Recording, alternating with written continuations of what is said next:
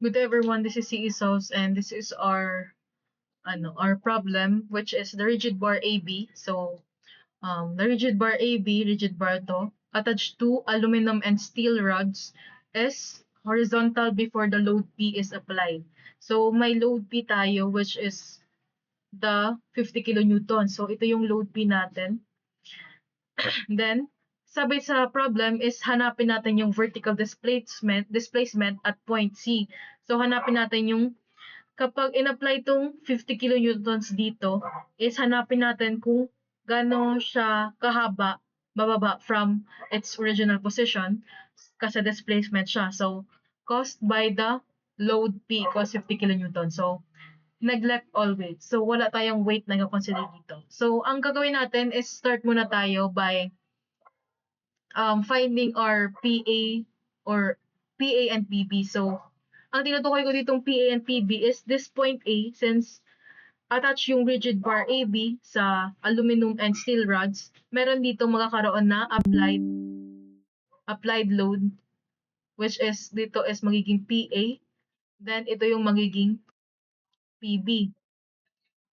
So from that is solve natin yung values ng PA and PB. So let's take summation of moment sa point A or P. So, A muna tayo mag-start is equal to 0 positive clockwise. So, that is, start tayo sa 50 kilonewtons. 50 kilonewtons, positive clockwise. So, 50 kilonewtons times the moment arm of 3.5 meters. Tapos, PB, counterclockwise. So, that is negative PB times 3.5 plus 2.5, that is 6 is equal to 0.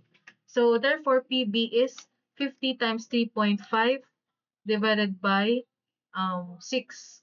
So that is 29.167. So PB is equal to 29.167 kilonewtons. Kasi kilonewtons to. So next naman natin is hanapin natin yung PC natin. Ay, yung PA, I mean, ito. So, mag-moment tayo sa B is equal to 0 positive clockwise. So, start tayo, PA. So, papunta sa B is clockwise. So, positive PA times 3.5 plus 2.5, that is 6. Then, 50 kilonewtons papunta sa B, that is negative clockwise. So, negative 50 times 2.5 is equal to 0. So, PA would be 50 times 2.5 divided by 6. That is 20.833 kilonewtons. So, PA is equal to 20.833 kilonewtons. So, yan yung PA natin. So, next natin gawin is gamitin natin yung formula ng deformation. So, that is, deformation is equal to PL over AE. So, P, meron na tayong P. Ang L naman is given, A given, E given. So, lahat na given para mahanap natin yung deformation in each point. So, start tayo sa deformation sa natin. Or, pwede naman drawingin natin yung diagram. So, this is our rigid bar AB. So, ito yung diagram ng displacement kasi displacement lang siya. So, itong AB, tas ito yung C. So, mangyayari dyan is bababa siya, which is hindi natin alam kung paano pa siya bababa. So, wag na muna natin siyang i-draw. So, mamaya natin siyang i-analyze. So, start tayo sa displacement ng sa point B. So, displacement sa B. So, ito yung dyan, symbol. So, displacement sa B is equal to PL over AE.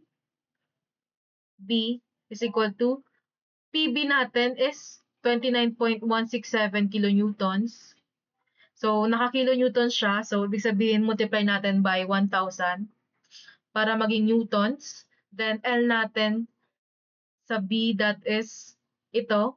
So, ito yung given. That is 4 meters. So, para maging millimeters is multiply natin by 1,000 millimeters. Then, A natin sa B, that is 500 millimeters squared. Then, E natin is 200 GPa, which is just 200,000 MPa. Multiply lang natin siya sa 1,000. So, Newton per millimeter squared is equal to MPa. So, cancel to, itong mga units na to.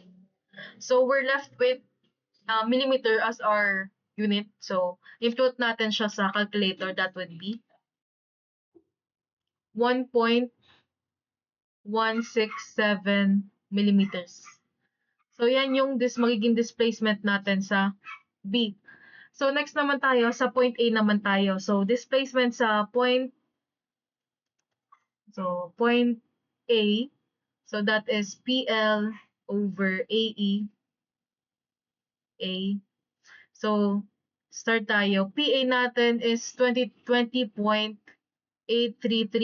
kilonewton. So, times natin sa 1,000 para maging newtons. Then, L natin sa A, that is 3 meters. So, 3 times 1,000. Wait, lagay ko unit. So, ito magiging newton. So, times 3 times 1,000 para maging millimeter. All over A natin is, area natin is 300 millimeters squared. Then, E natin is GPa, so 70,000 para maging MPa.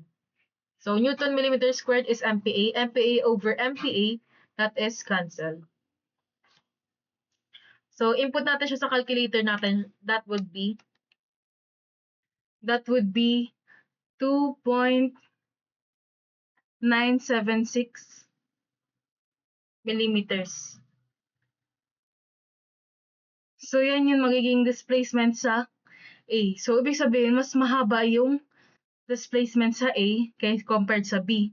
So, let's try to input yan sa diagram natin. So, sa B, meron tayong 1.167. So, pababa, that is 1.167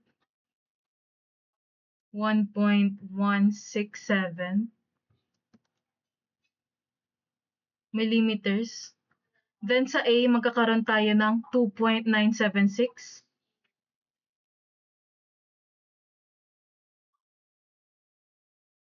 So, yan. Meron tayong 2.976 millimeters.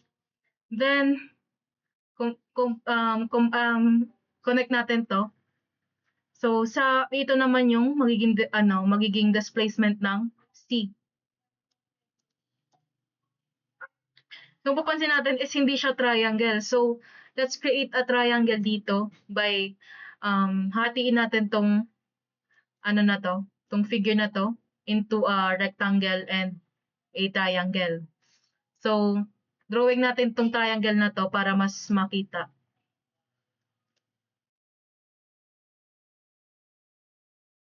So, para malaman natin yung value nitong side na to, ito yan yung side na to ang pinapertain dyan.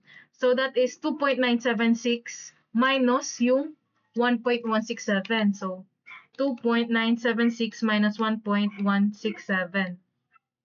That is 1.809. Then, dito naman, that is just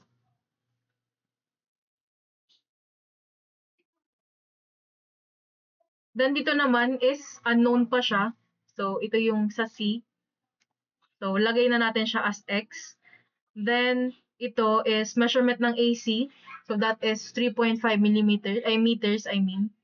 Then, dito is 2.5 meters. So, gawin natin dyan. Sorry, this is millimeters pala.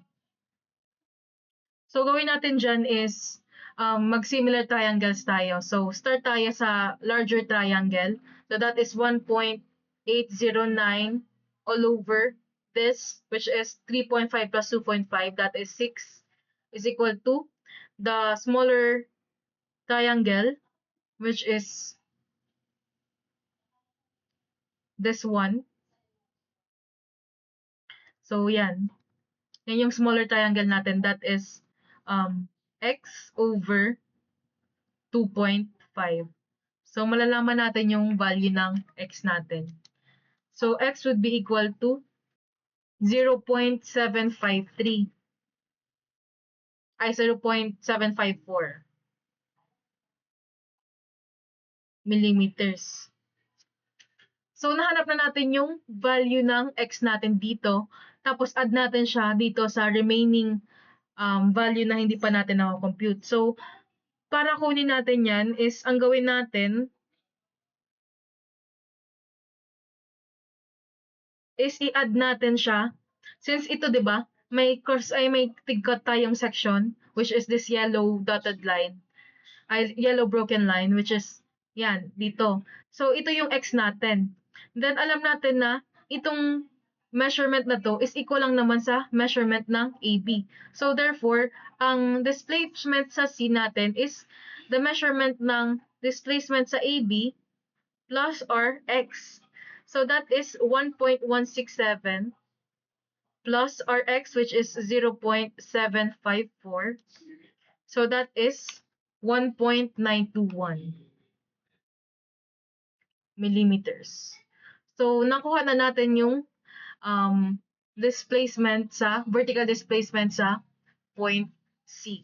So, yan na yung final answer natin.